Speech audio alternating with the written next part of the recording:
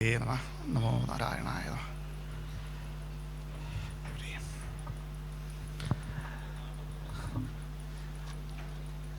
മള്ളിയൂർ മഹാഗണപതിയുടെ സന്നിധിയിൽ ഈശ്വരതുര്യനായിരുന്ന മള്ളിയൂർ ശങ്കരൻ നമ്പൂതിരിയുടെ പാദസ്പർശമേറ്റ ഒരു വേദിയിൽ അതിമഹത്തുക്കളായിട്ടുള്ള ആധ്യാത്മിക ആചാര്യന്മാർ ഭാഗവതത്തെപ്പറ്റിയും ഭക്തിയെപ്പറ്റിയൊക്കെ വളരെ വിശദമായിട്ടുള്ള പഠനങ്ങളും ഒക്കെ പങ്കുവച്ചിട്ടുള്ള ഈ വേദിയിൽ ഇങ്ങനെ ഇരിക്കാനുള്ള ഒരു മഹാഭാഗ്യം ലഭിക്കുക എന്നുള്ളത് തന്നെ വലിയ കാര്യമായിട്ട് തോന്നണം. കാരണം അത് എൻ്റെ പുണ്യമായിട്ട് എനിക്ക് തോന്നണില്ല, അത് എൻ്റെ കാരണവന്മാരുടെ പുണ്യമായിരിക്കാം. ഇവിടെ വന്നിങ്ങനെ ഇരിക്കുക, മഹാഗണപതിയുടെ മുമ്പിൽ ഇങ്ങനെ ഇരിക്കുക, മുമ്പിലിരിക്കുന്ന ആചാര്യന്മാരെ കാണുമ്പോൾ സത്യത്തിൽ എനിക്ക് ചെറിയ വിറയൊക്കെ വരുന്നുണ്ട്. ഇവരുടെ മുമ്പിലൊക്കെ എന്താണ് ഞാൻ സംസാരിക്കുക അല്ല എന്താണ് പറയുക എന്നെനിക്കറിയില്ല. അതുകൊണ്ട് തന്നെ ഭാഗവത കഥകളെ പറ്റിയോ അല്ലെങ്കിൽ ഈശ്വരൻ്റെ കഥകളെ പറ്റിയോ ഒന്നും ഞാൻ സംസാരിക്കുന്നേയില്ല, അല്ലെങ്കിൽ എനിക്ക് അതിനൊന്നും വലിയ അറിവില്ല എന്ന് തന്നെ ഞാൻ വിശ്വസിക്കണം. ഞാനിന്നിവിടെ സംസാരിക്കണമെന്ന് ആഗ്രഹിക്കുന്ന വിഷയങ്ങൾ എന്താണെന്ന് വെച്ചിട്ടുണ്ടെങ്കിൽ, നമ്മൾ ആധ്യാത്മികത, നമ്മൾ എപ്പോഴും സംസാരിക്കുന്ന അല്ലെങ്കിൽ നമ്മൾ ജീവിക്കുന്ന ഒരവസ്ഥയ്ക്ക് നമ്മൾ ആധ്യാത്മികത എന്നൊരു അവസ്ഥ നമ്മൾ പറയുന്നുണ്ട്. ആധ്യാത്മികതയിൽ പക്ഷേ നമുക്കൊരു ഭൗതികതയുണ്ട്.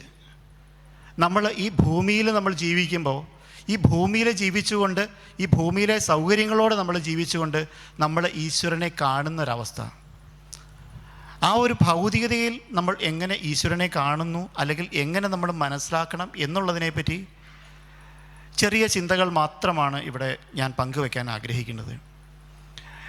ആധ്യാത്മികം എന്ന വാക്കിൻ്റെ അർത്ഥം എന്താണെന്ന് നോക്കുക.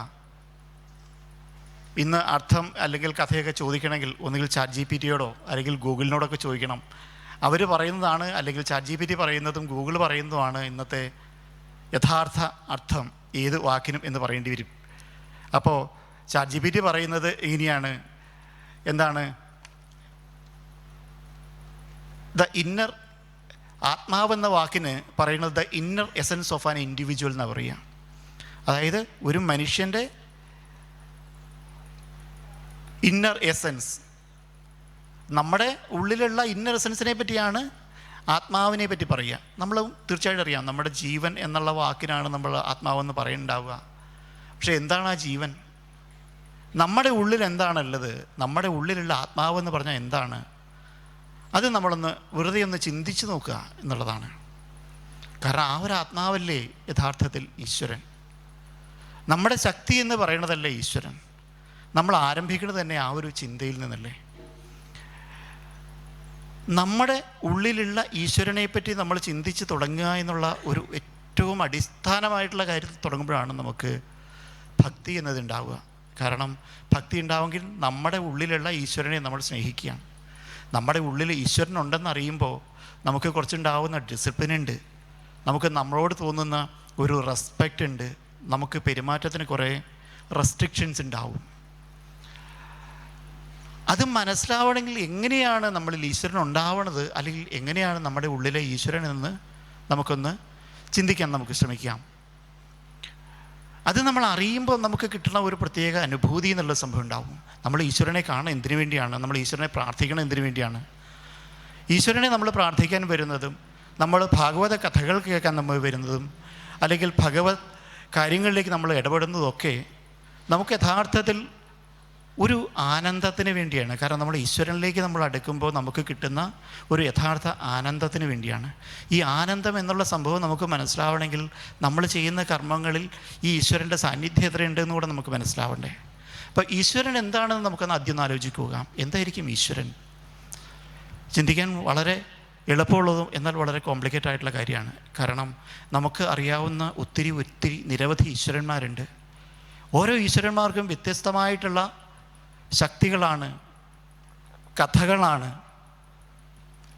എന്താണ് പറയുക, അത്ഭുതങ്ങളുമാണ്. അപ്പോൾ വ്യത്യസ്തമായിട്ടുള്ള ശക്തികൾ, വ്യത്യസ്തമായ അത്ഭുതങ്ങൾ എന്നതിനൊക്കെ അപ്പുറേക്ക് നമുക്കൊന്ന് ഈശ്വരനെ ഒന്ന് സിമ്പിളായിട്ട് ആലോചിച്ച് നോക്കുക. എന്താണ് ഈശ്വരൻ? എന്താണ് ആത്മാവ്? എന്താണ് ഞാൻ? സത്യത്തിൽ ഞാൻ എന്നുള്ള ഒരു വ്യക്തി, അല്ലെങ്കിൽ നമ്മൾ ഓരോരുത്തരും എന്നുള്ള വ്യക്തി എങ്ങനെയാണ് നിലനിൽക്കുക, അല്ലെങ്കിൽ എങ്ങനെയാണ് ഉണ്ടാവുക? ഒരു വ്യക്തി ഈ ഭൂമിയിൽ ജീവിക്കുന്നു, അല്ലെങ്കിൽ ഒരാൾ ജീവിക്കുന്നുവെങ്കിൽ ആ ജീവിക്കുന്ന സമയത്ത് എന്ന് ജനിക്കുന്നു എന്ന് മരിക്കുന്നു എന്ന് വരെയാണ് ആ ഒരു വ്യക്തിയെ വ്യക്തിയായി പറയുക. ആ വ്യക്തി എവിടുന്ന് വന്നു എന്ന് ചോദിച്ചാൽ ഓക്കെ, അമ്മയുടെ ഗർഭപാത്രത്തിൽ നിന്ന് വന്നു എന്ന് പറയാമെന്ന് ചോദിച്ചാൽ ആ ശക്തി എവിടുന്നു എന്ന് പറയാൽ ഭാഗവതത്തിലും അല്ലെങ്കിൽ ആധ്യാത്മിക തലത്തിലൊക്കെ ഒരുപാട് നിരവധി കാര്യങ്ങൾ പറഞ്ഞിട്ടുണ്ടെങ്കിൽ പോലും നമ്മുടേതായിട്ടുള്ളൊരു സെൻസിലൊന്ന് ആലോചിച്ച് നോക്കൂ, എവിടുന്നായിരിക്കും നമ്മൾ വന്നിട്ടുണ്ടാവുക, അല്ലെങ്കിൽ എങ്ങോട്ടാവും നമ്മൾ പോയിട്ടുണ്ടാവുക.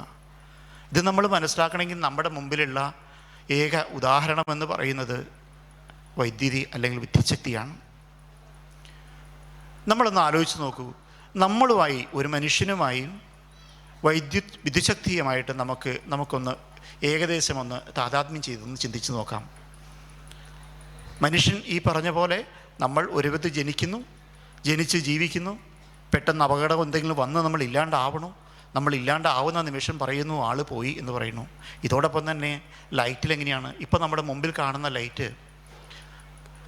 ലൈറ്റ് ഓൺ ചെയ്യാൻ നമ്മളിവിടെ നിന്ന് ആവശ്യപ്പെടുകയാണ്. ലൈറ്റ് ഓൺ ചെയ്യാൻ ആവശ്യപ്പെടുമ്പോൾ ആ ലൈറ്റിൻ്റെ സ്വിച്ച് ഇടുമ്പോൾ ആ ലൈറ്റ് കത്തുന്നു. ലൈറ്റ് ഓഫ് ചെയ്യാൻ ആവശ്യപ്പെടുമ്പോൾ അത് പോകുന്നു, അത് കെടുന്നു. അതിനെ ഇവിടെ കൺട്രോൾ ചെയ്യാം. നേരെ തിരിച്ച് വൈദ്യുതി ഇങ്ങോട്ടുള്ള വരവ് നിന്നാലോ, അല്ലെങ്കിൽ ഈ വൈദ്യുതി വരുന്നത് കൊണ്ട് ഈ ബൾബ് ഫ്യൂസായാലോ ഈ വൈദ്യുതി ഇല്ലാണ്ടാവുന്നുണ്ടോ? അപ്പോൾ പ്രപഞ്ചത്തിലെ ഒരു ശക്തി എന്നുള്ളത്, ഇലക്ട്രിസിറ്റി എന്നുള്ള വൈദ്യുതി നമുക്കൊന്ന് ആലോചിച്ച് നോക്കൂ. നമ്മൾ നിത്യം എപ്പോഴും ഉപയോഗിച്ചുകൊണ്ടിരിക്കുന്ന, അതില്ലെങ്കിൽ ചിന്തിക്കാൻ പോലും കഴിയാത്ത ഇത്ര ഒരു മഹാശക്തി. ഈ മഹാശക്തിയെ ആരെങ്കിലും കണ്ടിട്ടുണ്ടോ? ഈ മഹാശക്തിയെ ആർക്കെങ്കിലും കാണാൻ കഴിയുമോ? ഈ മഹാശക്തിയുടെ യഥാർത്ഥത്തിൽ എങ്ങനെ ഉണ്ടാക്കണം വൈദ്യുതി എന്ന് എല്ലാവർക്കും അറിയാം, അല്ലെങ്കിൽ അത് പഠിച്ചിട്ടുള്ളവർക്ക് കൃത്യമായിട്ട് അറിയാം. എങ്ങനെ ഈ വൈദ്യുതിയെ കൺവേർട്ട് ചെയ്യണം എന്നറിയാം. ഇതിൻ്റെ ശക്തിയെ എങ്ങനെ കൂട്ടണം എന്നറിയാം, എങ്ങനെ കുറയ്ക്കണം എന്നറിയാം. ഈ ശക്തി കൊണ്ട് ഏറ്റവും ചെറിയ ഒരു ബൾബ് കത്തിക്കാൻ പറ്റും. ഈ ഒരു ശക്തി കൊണ്ട് ഏറ്റവും വലിയ അതിഭീകരമായിട്ടുള്ള മെഷീൻ വർക്ക് ചെയ്യിക്കാൻ പറ്റും. അപ്പോൾ ഈ ശക്തിക്ക് എത്രയാണ് വലുത് എത്രയാണ് ചെറുത് എന്നറിയില്ല. പക്ഷേ നമ്മൾ ആരും ഈ വൈദ്യുതി കണ്ടിട്ടില്ല. ഈ വൈദ്യുതി കവർ ചെയ്ത് പോകുന്നത് എങ്ങനെയാണ്, എവിടെയാണ് വരിക എന്നൊക്കെ ആലോചിച്ച് നോക്കൂ. ഇതേ ഒരു ഉദാഹരണമല്ലേ മനുഷ്യൻ്റെ ഒരു അവസ്ഥ, ഈശ്വരൻ്റെ ശക്തിയുടെ ഒരു അവസ്ഥ വരിക. ഈ ഒരു ചിന്തയിൽ നിന്ന് നമ്മൾ ചിന്തിച്ച് പോകുമ്പോൾ നമുക്ക് ഈശ്വരനെ മനസ്സിലാക്കാൻ വളരെ എളുപ്പമാണ്. കാരണം ശക്തി എന്നതിൻ്റെ ഒരു കണ്ടിന്യൂറ്റിയാണ് എല്ലാ കാര്യങ്ങളും വരിക. ആ ശക്തിക്ക് നമുക്ക് ഈശ്വരനിലേക്ക് എങ്ങനെ നമ്മൾ ചിന്തിക്കണം, അല്ലെങ്കിൽ അത് ഓരോ ഈശ്വരന്മാരുടെയും പ്രത്യേകതകൾ നമ്മൾ ചിന്തിക്കണം, അതെല്ലാം വ്യത്യസ്തമാണ്. പക്ഷേ അടിസ്ഥാനമായിട്ട് അറിയേണ്ടത് നമ്മളെല്ലാവരും ഒരു ശക്തിയുടെ ഡിഫറൻ്റ് ആയിട്ടുള്ള ഭാഗങ്ങളാണ്. അത് മനസ്സിലാക്കാനും നമുക്ക് വൈദ്യുതി തന്നെ വേണം. ഈ ക്ഷേത്രത്തിലേക്ക് വന്നിട്ടുള്ള വൈദ്യുതി ഒരു കേബിളിൽ കൂടെ ആണ് പുറമേ നിന്ന്, അല്ലെങ്കിൽ ആ ഒരു കമ്പിയിൽ നിന്ന്, അല്ലെങ്കിൽ ക്ഷേത്രത്തിന് പുറത്തു നിന്ന് ക്ഷേത്രത്തിലേക്ക് എത്തിയിട്ടുള്ളത്. അവിടെ നിന്ന് ഡിസ്ട്രിബ്യൂട്ട് ചെയ്തിട്ടുള്ള നിരവധി ഒരേ വയറിൽ നിന്ന് നിരവധി കണക്ട് ചെയ്ത ലൈറ്റുകളും സംവിധാനങ്ങളുമാണ് ഇവിടെ ഇരിക്കുന്നത്. ഇതേപടി ഒരു വലിയ ശക്തിയുടെ നിരവധിയായിട്ട് പലരിലേക്ക് മാറ്റി വന്നിട്ടുള്ള ആ ഒരു ശക്തിയാണ് നമ്മളേവരും ഇവിടെ ഇരിക്കുന്നതെന്ന് നമ്മളൊന്ന് ചിന്തിച്ച് നോക്കും. അപ്പോൾ ആ ഒരു ശക്തിയുടെ ഭാഗമല്ലേ നമ്മൾ മരിച്ചാൽ ഇന്ന ആൾ പോയി എന്ന് പറയുമ്പോൾ ആ ശരീരം അവിടെ കിടക്കുമ്പോൾ തന്നെ പറയുകയാണ് ആ ആൾ പോയി പറയുകയാണ്. ആളെങ്ങോട്ടാ പോയി? കാരണം ആളവിടെ ഇങ്ങനെ കിടക്കുന്നുണ്ട്. ആ കിടക്കുന്ന സമയത്ത് ആൾ പോയി എന്ന് പറയണമെങ്കിൽ ആ ശക്തിയാണ് പോയിട്ടുള്ളത്. ആ ശക്തിയാണ് ശരിക്കും വേറൊരിടത്തേക്ക് മാറുന്നത്. ആ ശക്തി ഒരിക്കലും നശിക്കുന്നുണ്ടാവില്ല. ആ ശക്തിയെ കൊണ്ടു നടക്കുന്ന ഈശ്വരനെയാണ് യഥാർത്ഥത്തിൽ നമ്മളെപ്പോഴും സ്മരിക്കുന്നത്. എന്തുകൊണ്ടാണ് നമ്മൾ ഈശ്വരനെ ഏറ്റവും കൂടുതൽ ഭജിക്കുന്നത്? ഈശ്വരനെ നമ്മൾ എന്തുകൊണ്ടാണ് വിശ്വസിക്കുന്നത്? ഈശ്വരനെ വിശ്വസിക്കുമ്പോൾ നമുക്ക് തോന്നുന്ന ഏറ്റവും വലിയ വികാരം എന്താണ്? ഈശ്വരനെ വിശ്വസിക്കുമ്പോൾ ഒറ്റ കാര്യമുള്ളൂ, എൻ്റെ കൂടെ ഈശ്വരനുണ്ട്. നമ്മളെപ്പോഴും പറയുന്നൊരു വാക്കുണ്ട്, എൻ്റെ കൂടെ ഈശ്വരനുണ്ട്, എൻ്റെ കൂടെ ഭഗവതിയുണ്ട്, എൻ്റെ കൂടെ അമ്മയുണ്ട്, എൻ്റെ കൂടെ മഹാദേവനുണ്ട്, എൻ്റെ കൂടെ ഗുരുവായൂരപ്പനുണ്ട്, എൻ്റെ കൂടെ ഈശ്വരനുണ്ട് എന്നുള്ളതേ ഉള്ളൂ. ആ ഒരൊറ്റ വാക്ക് തന്നെ എന്താണ്? ഞാൻ ഒറ്റയ്ക്കല്ല എന്ന് ഉറപ്പാവുമ്പോൾ, ഞാൻ ഒറ്റയ്ക്കല്ല എന്ന് ചിന്തിക്കുമ്പം എനിക്ക് കിട്ടുന്ന ബലം, ധൈര്യം അതെത്ര വലുതാണ്. സത്യത്തിൽ നമ്മുടെ ഈശ്വരഭജനത്തിൻ്റെ ഏറ്റവും ഏറ്റവും ഏറ്റവും അടിസ്ഥാനം എന്താ? ഞാൻ ഒറ്റയ്ക്കല്ല എന്ന് എന്നെ ഉറപ്പിക്കലാണ് യഥാർത്ഥത്തിൽ ഈശ്വരഭജനത്തിൻ്റെ ഏറ്റവും അടിസ്ഥാനമായിട്ടുള്ള കാര്യമല്ലേ. ഞാൻ ഒറ്റയ്ക്കല്ല എന്ന് പറഞ്ഞാൽ ഈശ്വരൻ എൻ്റെ കൂടെയുണ്ട്, എൻ്റെ കൂടെ ഉണ്ട് ഈശ്വരൻ എന്ന് വിചാരിക്കുമ്പോൾ ഈശ്വരൻ ഒറ്റയ്ക്കല്ല എന്നും കൂടിയുണ്ട്.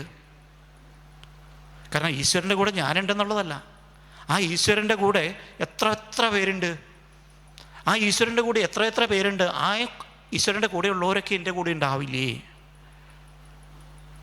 നമ്മൾ നമ്മുടെ ഭൗതിക ജീവിതത്തിൽ, ഇത് ഈശ്വര ചിന്തയിൽ നിന്ന് പറയാം, ഇതേ കാര്യം നമ്മുടെ ഭൗതിക ജീവിതത്തിൽ നമ്മൾ ചിന്തിച്ച് നോക്കുക.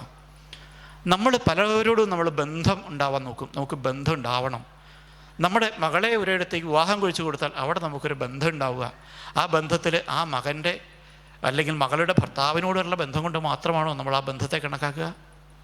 ആ മകളുടെ ഭർത്താവിൻ്റെ കൂടെ അവിടുത്തെ കുടുംബമുണ്ട്, അവരുടെ ബന്ധുക്കളുണ്ട്. അപ്പം നമുക്ക് അവിടെ നിന്ന് കുറേ ബന്ധങ്ങൾ നമുക്കുണ്ടാവുക.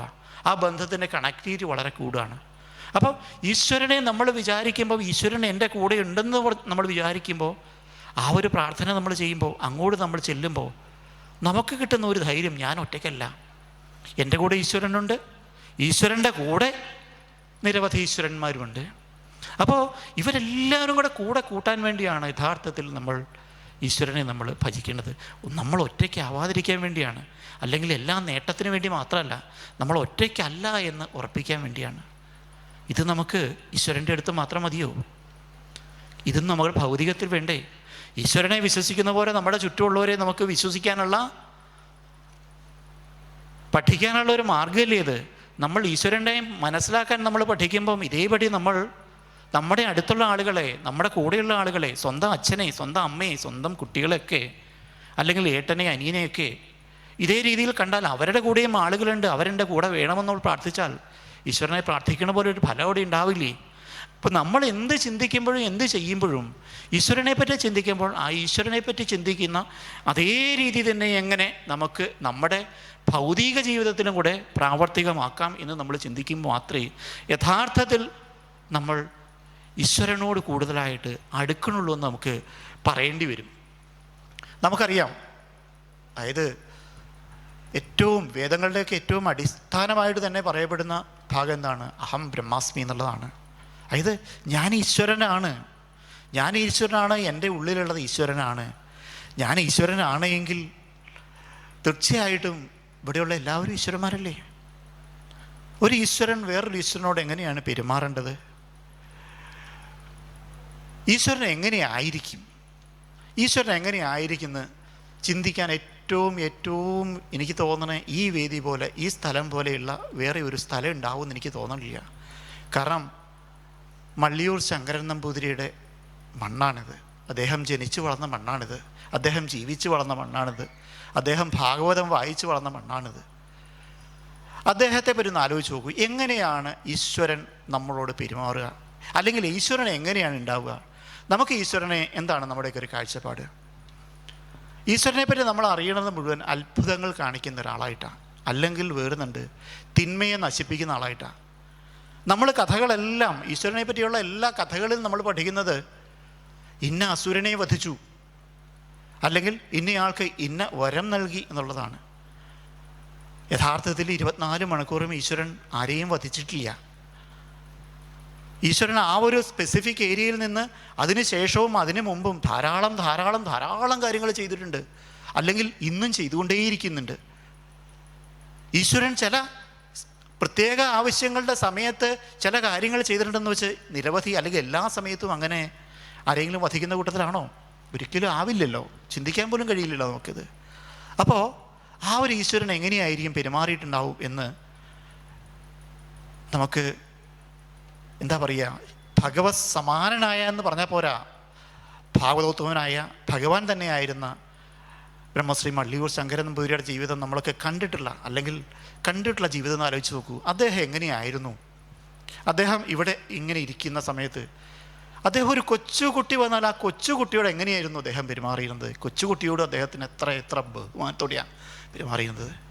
ആ കുട്ടിയോട് പോലും, ആ കുട്ടിയും വലുതാണ് എന്ന് വിചാരിക്കുക, ആ കുട്ടിയെയും ഈശ്വരനായിട്ട് കണ്ടിരുന്നു. ഒരാളിവിടെ വന്നാൽ, അല്ലെങ്കിൽ അദ്ദേഹത്തിൻ്റെ മുമ്പിൽ വന്നാൽ, അദ്ദേഹത്തിന് എന്താ പറയുക, അദ്ദേഹത്തിന് സ്വയം തോന്നുന്നത് ആ നിൽക്കുന്ന ആൾക്ക് എന്ത് കൊടുക്കാൻ പറ്റണം എന്നുള്ളതായിരുന്നു. കാരണം നിങ്ങൾക്കറിയണ്ടാവും, അദ്ദേഹത്തെ തൊഴാൻ വരണവർ അല്ലെങ്കിൽ വരുമ്പോൾ ഒരു പഴയെങ്കിലും കൊടുക്കുക. കൊച്ചു കുട്ടികളൊക്കെ വരുമ്പോൾ, ഞാനൊക്കെ എൻ്റെ കുട്ടിയെ കൊണ്ടൊക്കെ വരുമ്പോൾ അവിടെ ദക്ഷിണയായി ആരെങ്കിലും വച്ചതിൽ നിന്ന് അങ്ങോട്ട് പോലും നോക്കാതെ കൈ നീട്ടി ആ കുട്ടിയുടെ കയ്യിലേക്ക് കുറച്ച് സംഖ്യ എടുത്ത് ഏൽപ്പിക്കും.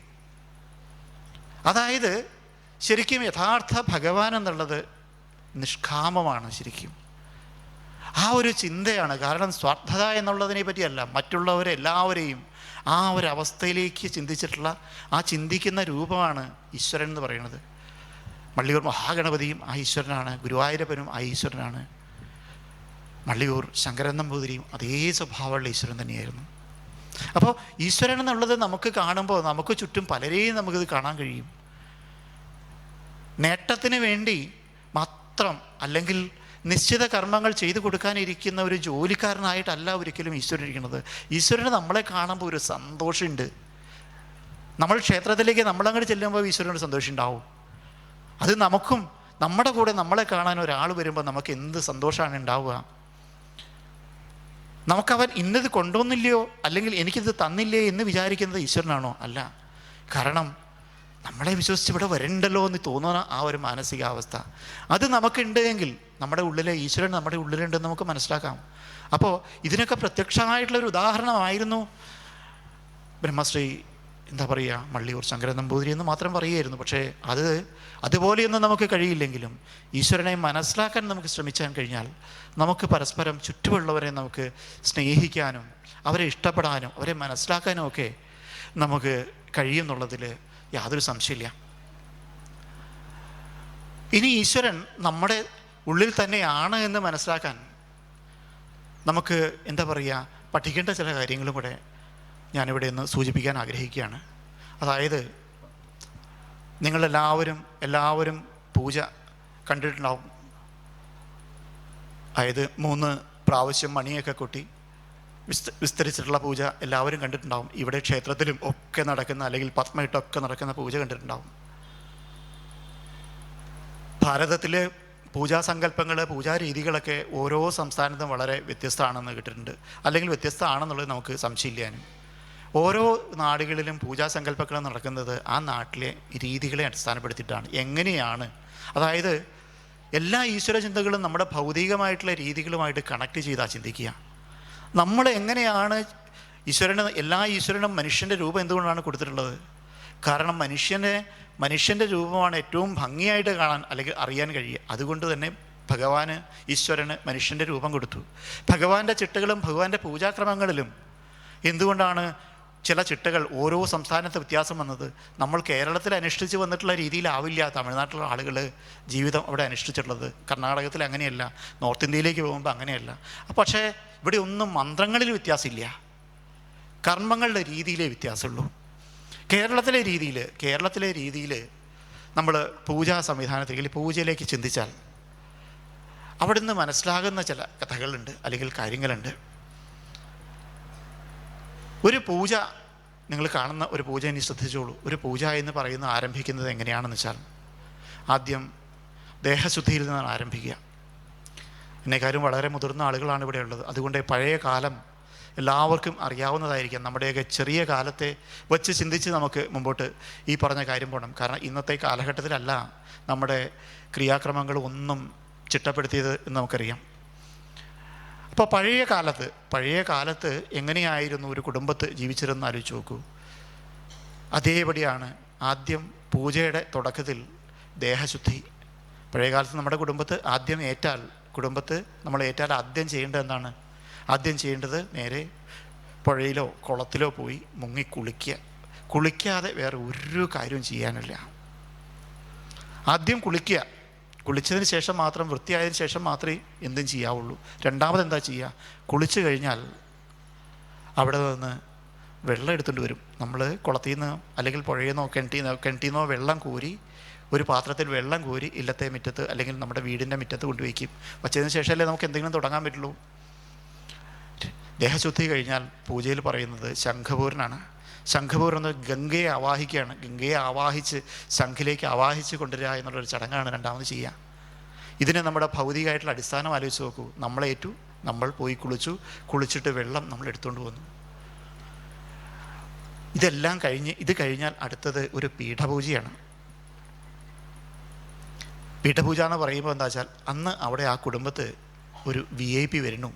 നമ്മുടെ കുടുംബത്തേക്ക് ഒരു VIP വരുന്നു.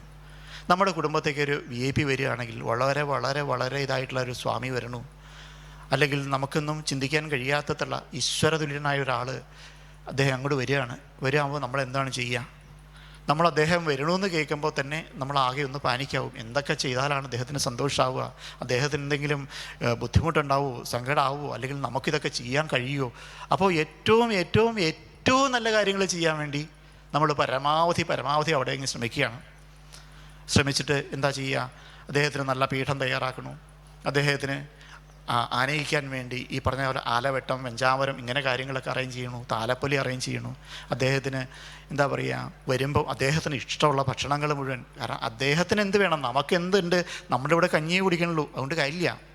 വരണേ ആൾക്ക് ഏറ്റവും ഏറ്റവും നല്ല ഭക്ഷണം നമുക്ക് കൊടുക്കുക. അതിനുവേണ്ടി അദ്ദേഹത്തിന് ഇഷ്ടമുള്ള ഭക്ഷണം അത് തയ്യാറാക്കി വയ്ക്കുക.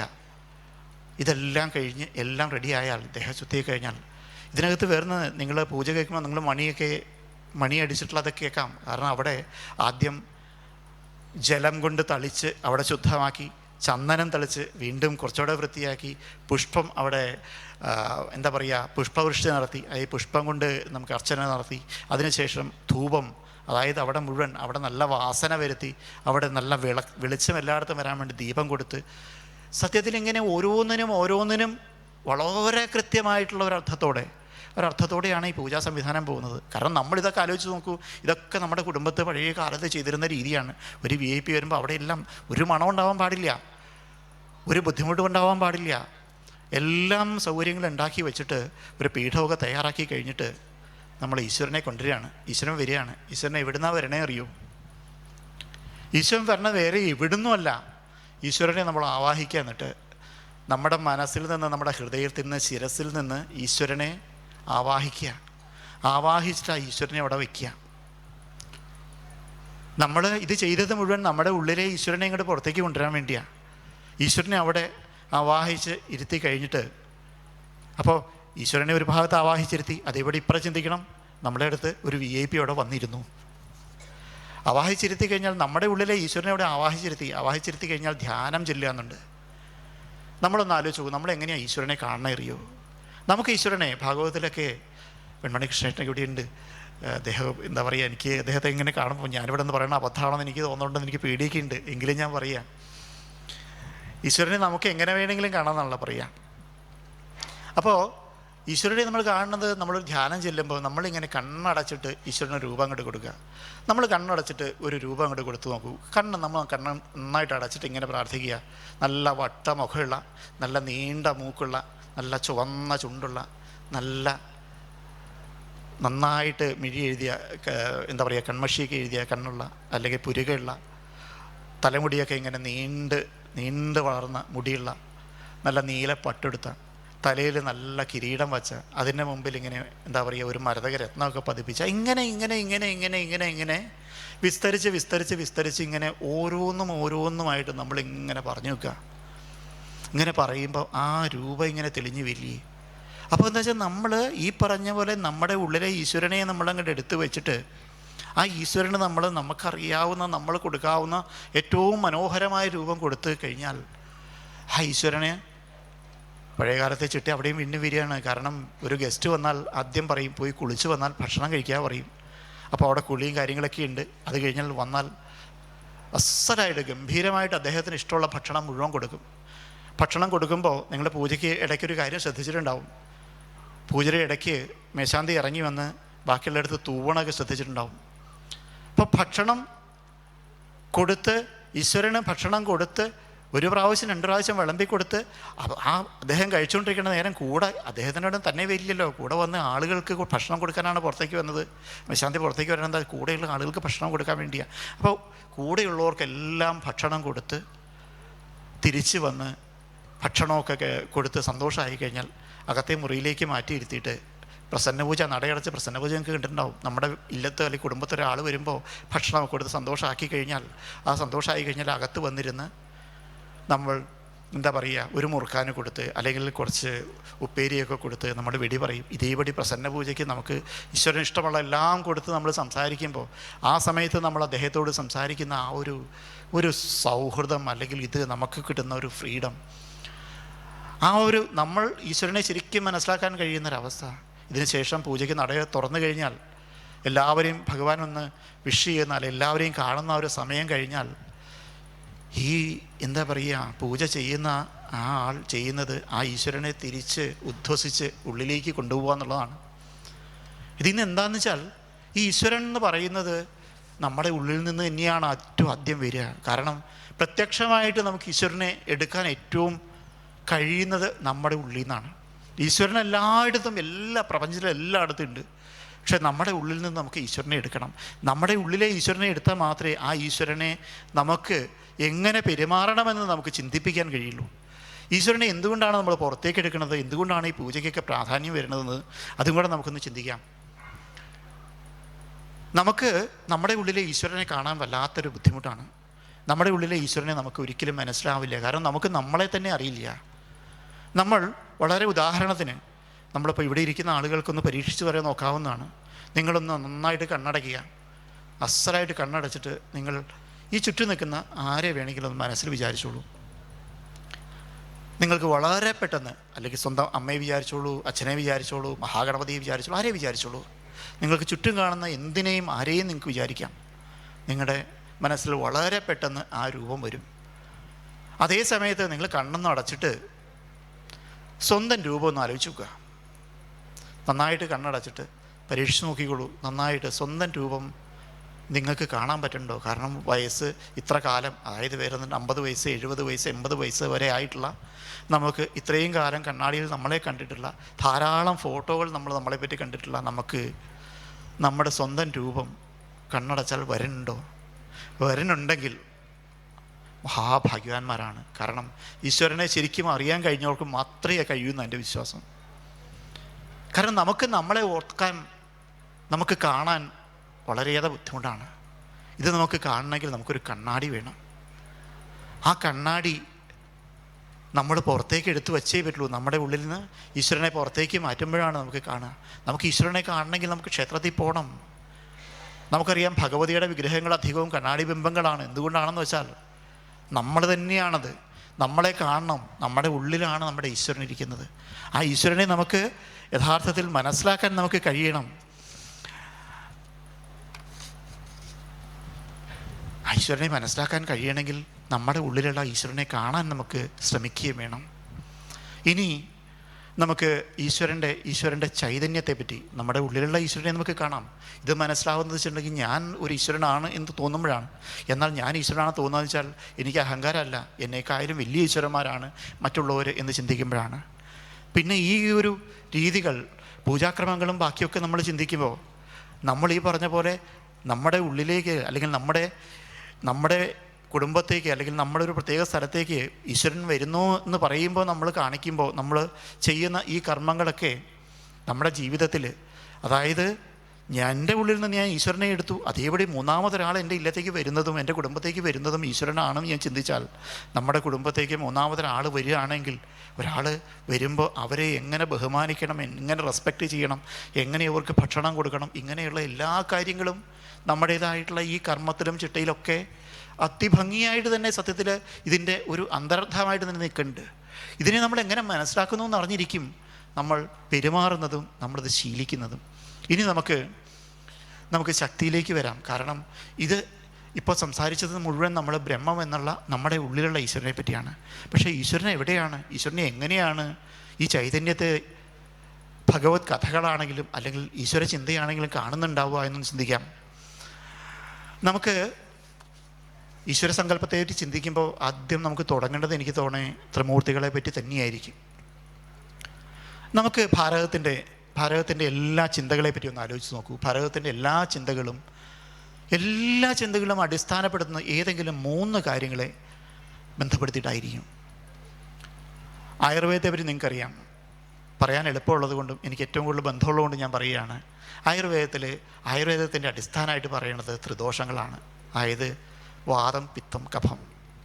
ഈ 3 ദോഷങ്ങളുടെ വ്യത്യാസങ്ങളോ അല്ലെങ്കിൽ അതിൻ്റെ ബുദ്ധിമുട്ടുകൾ കൊണ്ടാണ് ശരിക്കും മനുഷ്യന് അസുഖങ്ങൾ ഉണ്ടാവുന്നത്.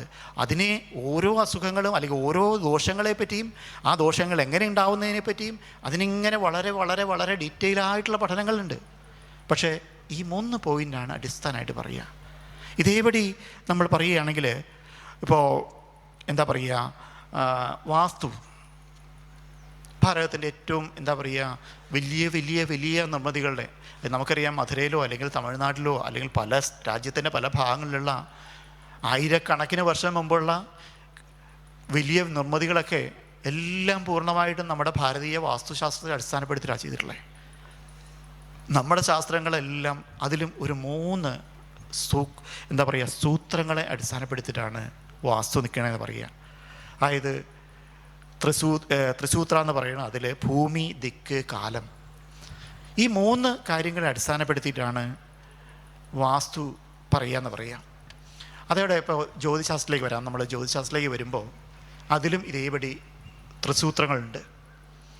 അത് ദേശം, കാലം, മനുഷ്യൻ എന്നാണ്. അപ്പോൾ ഇങ്ങനെ ഇതെന്താണെന്ന് വെച്ചാൽ ഏതിനും ഒരടിസ്ഥാനമുണ്ടായി. ആ അടിസ്ഥാനത്തിൽ നിന്നാണ് മറ്റുള്ള എല്ലാ കഥകളെയും കാര്യങ്ങളെയും ഭാരതീയ ചിന്തയിൽ ചിന്തിച്ചിട്ടുള്ളത്. അപ്പോൾ ഈശ്വരനെ പറ്റി ചിന്തിച്ചപ്പോഴും അതേപടി തന്നെയാണ് ഈശ്വരനെ 3 ഭാഗങ്ങളായിട്ട് ആദ്യം കണക്കാക്കിയിട്ടുണ്ടെന്ന് വിചാരിക്കാം. ത്രിമൂർത്തികൾ, അത് ത്രിസൂത്രങ്ങൾ തന്നെ അതിൻ്റെ ഉള്ളിലുണ്ട് എന്നുള്ളതാണ് അതിൻ്റെ ഏറ്റവും വലിയ അർത്ഥം. നമുക്കൊന്ന് ചിന്തിക്കാം. അതിൽ ആദ്യത്തെ മൂർത്തിയായിട്ട് എന്താ പറയുക ബ്രഹ്മാവിനെയാണ് നമ്മൾ കാണുക. എന്താണ് ബ്രഹ്മം എന്ന വാക്കിൻ്റെ അർത്ഥം വരിക? ബ്രഹ്മം എന്ന് വെച്ചാൽ ദ അൾട്ടിമേറ്റ് അൺചേഞ്ചിങ് റിയാലിറ്റി എന്നാണ്. ഞാൻ മുമ്പേ പറഞ്ഞ പോലെ ഇതും ഗൂഗിളും ChatGPT ഒക്കെ പറയുന്ന വാക്കാണ്, നമ്മളല്ല ഇതൊന്നും തീരുമാനിക്കുക. അതായത് the ultimate unchanging reality, the supreme consciousness എന്നാണ് ശരിക്കും ബ്രഹ്മത്തിന് പറയുക. അതായത് ബ്രഹ്മം എന്നുള്ള വാക്കിന് ഒരു സത്യത്തിൻ്റെ എന്താ പറയുക അങ്ങ് എക്സ്ട്രീമാണ്. ആ സത്യത്തെ എങ്ങനെയാണ് നമ്മൾ കാണുക? ഒരു പരമമായിട്ടുള്ളൊരു ബൗദ്ധിക അവസ്ഥ, കാര്യങ്ങളെ സത്യമായി ഗ്രഹിക്കാനുള്ള കഴിവ്, ഇങ്ങനെയൊക്കെ പറയാം. അപ്പോൾ ബ്രഹ്മം എന്നുള്ള സംഭവത്തെ നമ്മൾ ഏറ്റവും എക്സ്ട്രീമായിട്ടുള്ള കാര്യമാണ്, ഏറ്റവും കൂടുതൽ ഗ്രഹിക്കാനുള്ള ഒരു കഴിവുമാണ്. നമ്മൾ ബ്രഹ്മദേവൻ്റെ വിഗ്രഹം അല്ലെങ്കിൽ രൂപം നമുക്കറിയാം എങ്ങനെയാണ്. നമ്മൾ കണ്ടിട്ടുള്ള ചിത്രങ്ങളിലൊക്കെ ബ്രഹ്മദേവനെ എങ്ങനെയാണ് വർണ്ണിച്ചിരിക്കുന്നത്? അതായത് 4 തലയാണ്. അത് 4 തലയും 4 ഭാഗങ്ങളിലേക്കാണ്.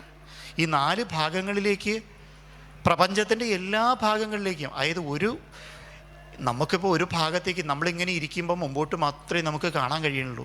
മുമ്പോട്ട് മാത്രം കാണുന്ന കാഴ്ചയ്ക്കനുസരിച്ച് മാത്രമാണ് നമ്മൾ ചിന്തിക്കുന്നതും പ്രവർത്തിക്കുന്നതും. പുറകിൽ എന്ത് നടക്കുന്നു എന്ന് നമുക്കറിയില്ല. ആ സമയത്ത് നമ്മൾ തിരിഞ്ഞു നോക്കുമ്പോൾ നമ്മൾ വീണ്ടും പുറകാവും. ആ പുറകിൽ എന്ത് നടക്കും നമുക്ക് മനസ്സിലാവാതെയാവും. അപ്പം മുമ്പോട്ടും പുറകോട്ടും വശങ്ങളിലേക്കും മുകളിലേക്കും താഴേക്കും ഒക്കെ കാണാൻ കഴിയുന്ന ഒരു അൾട്ടിമേറ്റ് സത്യം, അത് പരമമായിട്ടുള്ളൊരു ബൗദ്ധിക അവസ്ഥ. ആ ഒരു ബ്രഹ്മം എന്ന് പറയുന്നതിന് ഒരു രൂപമില്ല. ആ രൂപമില്ല എങ്കിലും ആ ബ്രഹ്മം എന്ന് പറയുന്നത് അടിസ്ഥാനമാക്കുന്നത് ബ്രഹ്മമെന്ന നമ്മുടെ ജീവനെയാണ് എന്ന് നമുക്ക് ചിന്തിക്കേണ്ടി വരും. അതായത് ഈ ചിന്ത മുഴുവൻ ചെയ്യുന്നത് നമ്മളാണ്.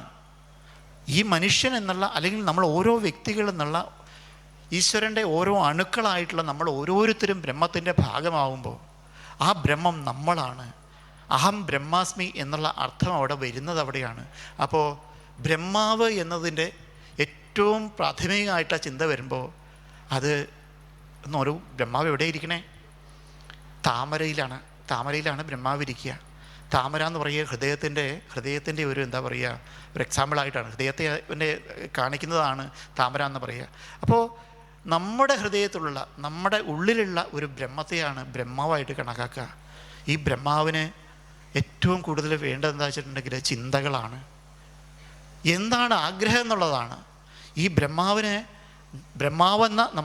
ബ്രഹ്മമെന്ന നമുക്ക് ആഗ്രഹങ്ങൾ, ആവശ്യങ്ങൾ, ഇതാണ് നമ്മുടെ ഏറ്റവും വലിയ അടിസ്ഥാനമായിട്ട് വരിക.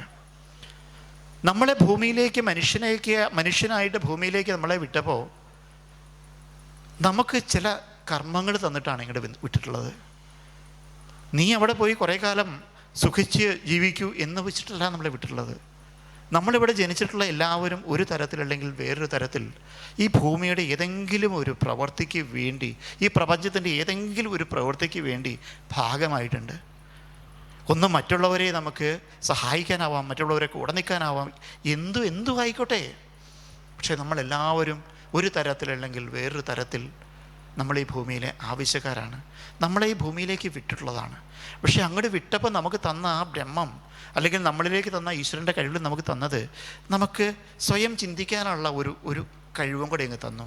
അപ്പോൾ നീ ചിന്തിക്കൂ, നിനക്ക് ഈ പ്രപഞ്ചത്തിലേക്ക് എന്തുമാത്രം വേണമെങ്കിലും ചിന്തിച്ച് ഈ ഭൂമിയിൽ അല്ലെങ്കിൽ പ്രപഞ്ചത്തിൽ എന്തുമാത്രം മാറ്റങ്ങൾ നിനക്ക് കൊണ്ടുവരാൻ കഴിയുമോ അത് ചെയ്യൂ എന്ന് പറയുന്ന ആ ഒരു ചിന്തയാണ് ശരിക്കും അടിസ്ഥാനമായിട്ട് നമുക്ക് ബ്രഹ്മാവിൻ്റെ ഒരു ഭാഗമായിട്ട് നമുക്ക് ചിന്തിക്കുക. നമുക്ക് രണ്ടാമത് നമുക്ക് ബ്രഹ്മാവിൽ നമുക്ക് പോയാൽ മഹാവിഷ്ണുവിലേക്ക് നമുക്ക് പോവാം. നമുക്കറിയാം ഈ പ്രപഞ്ചത്തിൻ്റെ എല്ലാ ചിന്തകളുടെയും ഏറ്റവും എക്സ്ട്രീമായിട്ടുള്ള കാര്യം എന്ന് വെച്ചിട്ടുണ്ടെങ്കിൽ മഹാവിഷ്ണുവിൽ അധിഷ്ഠിതമാണ്. മഹാവിഷ്ണുവിൻ്റെ ഒരു രൂപം നമുക്കെപ്പോഴും വരുന്നുണ്ട്. എങ്ങനെയാണ് ആ ഭഗവാനെ നമുക്ക് കാണാൻ കഴിയുക, അല്ലെങ്കിൽ ആ ഭഗവാനെ എങ്ങനെയാണ് കഥകളിൽ കൂടെ അല്ലെങ്കിൽ മഹാത്മാക്കളൊക്കെ അല്ലെങ്കിൽ ആചാര്യന്മാരൊക്കെ നമുക്ക് വർണ്ണിച്ച് തന്നിട്ടുള്ളത് എന്ന് മനസ്സിലാക്കുമ്പോൾ അതിൻ്റെ യഥാർത്ഥ യുക്തിയും കൂടെ, അതായത് നമ്മൾ ചിന്തിക്കുന്നത് എന്താ, നമ്മളോട് പൂർവികർ പറഞ്ഞ കഥകളെല്ലാം സത്യം തന്നെയാണ്. അവരൊരിക്കലും നമ്മളോട് നുണ പറയില്ല, പറഞ്ഞിട്ടില്ല. അവർ നമ്മളോട് പറഞ്ഞ് മനസ്സിലാക്കാൻ നമ്മൾ ശ്രമിച്ചിട്ടുള്ള കാര്യങ്ങൾ, ചില കാര്യങ്ങൾ ഇങ്ങനെ പറഞ്ഞാലേ നിനക്ക് മനസ്സിലാവും എന്നുള്ളതുകൊണ്ട് ഇങ്ങനെയാക്കി, പക്ഷേ നിനക്ക് ചിന്തിക്കാൻ യുക്തിയുണ്ട്, നീ ചിന്തിക്കുക തന്നെ വേണം എന്നുള്ള തരത്തിൽ ഓരോന്നിനെയും മനസ്സിലാക്കുന്ന തരത്തിൽ നമുക്ക് പറഞ്ഞു തന്നിട്ടുണ്ട്. പല കഥകളും നമ്മൾ പറഞ്ഞു തരുമ്പോൾ നമുക്കറിയാം, കഥകൾ നമ്മൾക്ക് പറഞ്ഞു തരുമ്പോൾ കഥ കേൾക്കാൻ ആസ്വദിക്കാനും കൂടെ കഴിയുന്ന തരത്തിൽ ഈ കഥ പറഞ്ഞു തരാൻ കഴിയുള്ളൂ. ഉപദേശമായിട്ട് മാത്രം പറഞ്ഞാൽ അത് കേൾക്കുക എന്നുള്ളത് പലപ്പോഴും മനുഷ്യന് വളരെയധികം ബുദ്ധിമുട്ടുള്ള കാര്യമായിരിക്കും. അപ്പോൾ കഥകളെ നമുക്ക് ഭംഗിയായിട്ട് പറഞ്ഞു തന്ന് അതിൻ്റെ ഉള്ളിലുള്ള അർത്ഥങ്ങളും കൂടെ നമുക്ക് പറഞ്ഞു തന്നിട്ടുള്ള ആചാര്യന്മാർ പറഞ്ഞതൊക്കെ നമുക്ക് മനസ്സിലാക്കിയേ മതിയാവുള്ളൂ. അപ്പോൾ എന്താണ് മഹാവിഷ്ണുവിൻ്റെ ഒരു രൂപം? മഹാവിഷ്ണു എവിടെയാണ് വസിക്കുന്നത്? പാലാഴിയിലാണ്. എന്താണ് ഈ പാലാഴി? അങ്ങനെ ഒരു ആഴിയുണ്ടോ? അല്ലെങ്കിൽ അങ്ങനെ ഒരു കടലുണ്ടോ? എവിടെയാണ് ഇത്ര വലിയ പാല് കൊണ്ടുള്ളൊരു കടലുണ്ടാവുക? ആ ഒരു കടലിൻ്റെ കഥയ്ക്കപ്പുറേക്ക് ആ ഒരു പ്രപഞ്ചത്തെ നമ്മൾ നോക്കൂ. കാരണം അനന്തമായിട്ടുള്ള ഒരു പ്രപഞ്ചം, പാലാഴിക്ക് സമാനമാണ് നമ്മുടെ പ്രപഞ്ചം. ഈ പ്രപഞ്ചം എന്നുള്ളത് എവിടെ നിന്ന് ആരംഭിക്കുന്നു എവിടെ അവസാനിക്കുന്നു എന്നറിയാത്തതാണ് പ്രപഞ്ചം. ആ പ്രപഞ്ചത്തിൽ അനവധി ഗ്രഹങ്ങളുണ്ട്. അതിലൊരു ഗ്രഹം മാത്രമാണ് ഭൂമി, അതിലാണ് നമുക്ക് ജീവിക്കുന്നത്. അതുപോലെ നിരവധി ഗ്രഹങ്ങളുണ്ട്, അനേകായിരം നക്ഷത്രങ്ങളുണ്ട്. ഈ നക്ഷത്രങ്ങൾ തമ്മിൽ തന്നെ കോടിക്കണക്കിന് കിലോമീറ്റർ ദൂരമുണ്ട്. അപ്പോൾ ഇത്ര വലിയ ഒരു പ്രപഞ്ചത്തിൻ്റെ രീതിയിലുള്ള ആ ഒരു പാലാഴി, ആ പാലാഴിയിൽ അനന്തൻ എന്നൊരു നാഗത്തിൻ്റെ, അതായത് 1000 തലയുള്ള അനന്തൻ എന്ന ഒരു നാഗത്തിൻ്റെ മടിയിൽ നിവർന്ന് കിടക്കുന്നൊരു ഈശ്വരനാണ് ആരാ? മഹാവിഷ്ണു. അനന്തൻ എന്ന നാഗത്തെ നമ്മളൊന്ന് ചിന്തിച്ചു നോക്കൂ. ഈ അനന്തമായിട്ടുള്ള സാധ്യതകളാണ്. ഇത് 1000 തല, ഇവിടെ 1000 തലയുള്ള അനന്തനെയാണ് ഇവിടെ കാണിക്കുന്നത്. അപ്പോൾ മഹാവിഷ്ണു അനന്തമായിട്ടുള്ള സാധ്യതകളെ, ഈ ലോകത്തിൻ്റെ ഈ പ്രപഞ്ചത്തിൻ്റെ അനന്തമായിട്ടുള്ള സാധ്യതകളുടെ ഉള്ളിൽ നിവർന്ന് കിടക്കുന്ന ഈശ്വരൻ എന്ന് പറഞ്ഞാൽ നമുക്ക് എല്ലാ കാര്യങ്ങളിലും എന്ത് വേണമെന്ന് ചോദിച്ചാലും തരാൻ കഴിയുന്ന, എന്ത് അവസരം വേണമെങ്കിലും തരാൻ കഴിയുന്ന ഏറ്റവും മഹത്തായിട്ടുള്ള ഈശ്വര സ്വരൂപമാണ്. ആ ഈശ്വരൻ്റെ പുക്കിളിലുള്ളത് ബ്രഹ്മാവാണ്, പുക്കിളിലുള്ളത് ക്രിയേറ്റിവിറ്റിയാണ്. നിങ്ങൾ എന്താ ആഗ്രഹിക്കുന്നത് ഈ പ്രപഞ്ചത്തിൽ എന്ത് നടത്താൻ കഴിയും എന്നുള്ള നമുക്ക് തരുന്ന ഒരു സങ്കല്പമാണ്. അപ്പോൾ നമ്മളിവിടെ ഒന്ന് ക്രിയേറ്റിവിറ്റി, അല്ലെങ്കിൽ നമുക്ക് ചിന്തിക്കാനുള്ള ഒരു കാര്യമായി, നമുക്ക് അവസരം എന്നുള്ള സംഭവമായി. മൂന്നാമത് എന്താണ് വേണ്ടത്? മൂന്നാമത് നമുക്ക് ശക്തിയാണ്. നമ്മൾ ബ്രഹ്മാവിനെ പറ്റി പറഞ്ഞു, മഹാവിഷ്ണുവിനെ പറ്റി പറഞ്ഞു. ബ്രഹ്മാവ് ഈ പറഞ്ഞ പോലെ നമ്മളാണ്, നമുക്ക് വേണ്ട ക്രിയേറ്റിവിറ്റിയാണ്. മഹാവിഷ്ണു ഈ ലോകത്തെ അനന്തമായിട്ടുള്ള സാധ്യതകളെ നമ്മൾ കാണിച്ചു തരുന്ന ഒരു മഹാനുഭാവനാണ്. അദ്ദേഹത്തെ നമ്മൾ ചിന്തിക്കുമ്പോൾ അല്ലെങ്കിൽ അദ്ദേഹത്തെ മനസ്സിലാക്കുമ്പോൾ നമ്മുടെ സാധ്യതകൾ നമ്മൾ അങ്ങോട്ട് തെളിഞ്ഞു വരികയാണ്. പക്ഷേ ഇത് രണ്ടും മാത്രം പോരാ. സാധ്യതയുണ്ടായാലും ചിന്തയുണ്ടായാലും മാത്രം ഈ പ്രകൃതിയിൽ ഒന്നും ചെയ്യാൻ കഴിയില്ല. മൂന്നാമതൊന്ന് ശക്തി വേണം. എന്താണ് ആ ശക്തി എന്നുള്ളതാണ് നമുക്ക് ശിവ, അവിടെയാണ് നമ്മൾ ഭഗവാൻ മഹാദേവൻ്റെ പ്രാധാന്യം നമുക്ക് മനസ്സിലാവുക. എന്താണ് ശിവ എന്ന വാക്കിൻ്റെ അർത്ഥം വരിക? അത് നിങ്ങൾ ഗൂഗിളിലൊക്കെ സെർച്ച് ചെയ്തോളൂ. ശിവ എന്നുള്ള വാക്കിൻ്റെ അർത്ഥം വരിക എന്ന് വെച്ചാൽ പരമമായ ഊർജം, പരമമായ ശക്തി എന്നൊരർത്ഥമുണ്ട് ഇതിന്. ഇത് ശരിക്കും ഏറ്റവും പരമമായിട്ടുള്ള ശക്തിയാണ് ശരിക്കും നമ്മൾ മഹാദേവനെ കൂടെ നമ്മൾ പറയുക. നമുക്ക് സംഹാരം, അതായത് സൃഷ്ടി സ്ഥിതി സംഹാരം നമ്മൾ പറയുമ്പോൾ സംഹരിക്കാൻ വരെ ശേഷിയുള്ളതെന്നുള്ളതാണ്, അല്ല സംഹരിക്കുന്ന ദേവനല്ല. അതായത് ഒന്നിനെ നശിപ്പിക്കാൻ കഴിയുന്ന, നശിപ്പിക്കാൻ വരെ കഴിയുന്ന ഒരു ശക്തിക്ക് ജനിപ്പിക്കാനും നശിപ്പിക്കാനും വരെ കഴിയും. രണ്ടും ആവശ്യമാണ്. അപ്പോൾ ആ ഒരു ശക്തി എന്നുള്ളത് ഏറ്റവും അൾട്ടിമേറ്റ് ആയിട്ടുള്ള ഒരു പവർ. ആ പവറിനെ നമുക്ക് മനസ്സിലാക്കാൻ നമുക്ക് വളരെ ഈസിയാണ്. നമ്മൾ ഏത് ശിവക്ഷേത്രങ്ങളിൽ പോയി നോക്കൂ, ഏറ്റുമാനൂർ അമ്പലത്തിൽ പോകൂ, നമ്മൾ എന്താ പറയുക, വടക്കുന്നാഥൻ്റെ മുമ്പിൽ ചെല്ലൂ, നമുക്ക് ഒരു ശിവൻ്റെ വിഗ്രഹം നമ്മൾ കാണും, ശിവബിംബത്തെ നമ്മൾ കണ്ടു നോക്കൂ. എങ്ങനെയാണ് ആ ശിവലിംഗം ഇരിക്കുകയാണെന്ന് നമ്മളൊന്ന് ശ്രദ്ധിച്ച് നോക്കൂ. ശിവലിംഗത്തിൻ്റെ രൂപം എന്താണ്? ഒരു ആറ്റോമിക് റിയാക്ടറിൻ്റെ രൂപമാണ് പറയുക.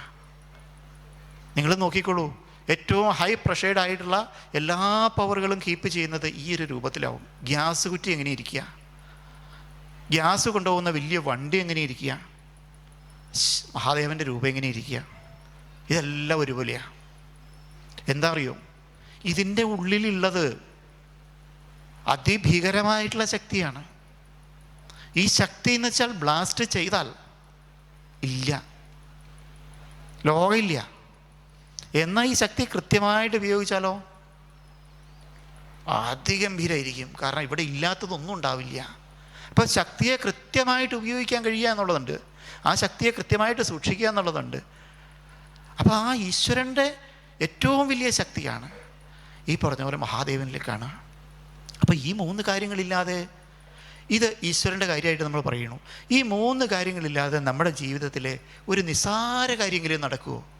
നമ്മളൊരു ചെറിയ കാര്യം, ഒരു മകളുടെ വിവാഹം നടക്കണമെന്ന് വിചാരിച്ചു, അല്ലെങ്കിൽ നമ്മളൊരു ചെറിയ കട തുടങ്ങണമെന്ന് വിചാരിച്ചു, എന്ത് വേണമെങ്കിലും വിചാരിച്ചു. ആദ്യം എന്താണ് ക്രിയേറ്റിവിറ്റി വേണം എന്ന് നമ്മൾ എന്ത് വേണം എന്ന് ആലോചിക്കണം. രണ്ടാമത് അതിനുള്ള അവസരം ഉണ്ടോ എന്ന് നോക്കണം. മൂന്നാമത് അതിനുള്ള ശക്തി ഉണ്ടോ എന്ന് നോക്കണം, അല്ലെങ്കിൽ സഹായിക്കാൻ ആളുണ്ടോ എന്ന് നോക്കണം. ഈ മൂന്ന് തത്വങ്ങളില്ലാതെ ഈ ലോകത്തൊന്നുമില്ല. ഈ ലോകത്തിൻ്റെ എല്ലാ നിയന്ത്രണങ്ങളും എല്ലാ ചിന്തകളും വരെ ഈ തത്വങ്ങളെ അടിസ്ഥാനമാക്കിയാണ്, ഈശ്വരനെ അടിസ്ഥാനമാക്കിയാണ്.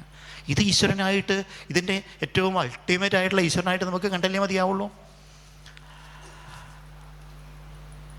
ഇങ്ങനെ നമ്മൾ കാണുമ്പോൾ നമുക്കറിയാം ഇത് അൾട്ടിമേറ്റ് ആയിട്ടുള്ള കാര്യമാണ്.